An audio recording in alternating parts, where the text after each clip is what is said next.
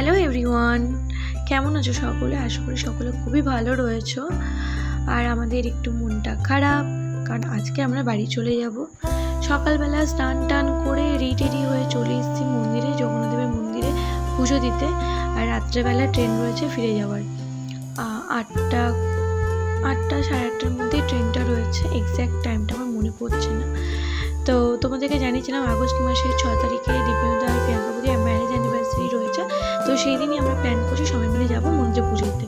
দেখো চলে আসলাম, মন্দিরে পুজো দেওয়াও হয়ে গেছে। সকাল সকাল এসে যেহেতুটা পুজো হয়ে গেছে। আর মন্দিরের তো কিছু রুলস আছে, ফোন মানি ব্যাগ এগুলো অ্যালাউ নেই। তাই আমরা জমা দিয়ে গেছিলাম। বেরোনোর পর তারপরে আমরা কয়েকটা ভিডিও ফটো এসব তুলেছি। তোলার পর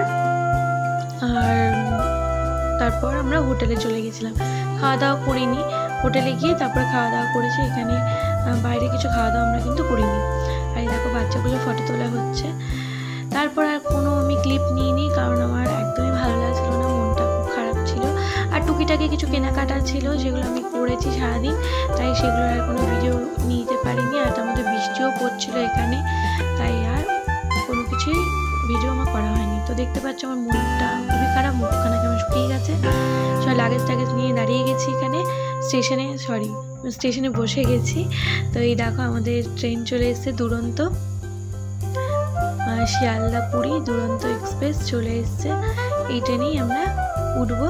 তো চলো বন্ধুরা, আজকের ব্লগটা এখানেই শেষ করছি। দেখা হচ্ছে অন্য ব্লগে। ভালো লাগলে লাইক কমেন্ট শেয়ার করো। টাটা।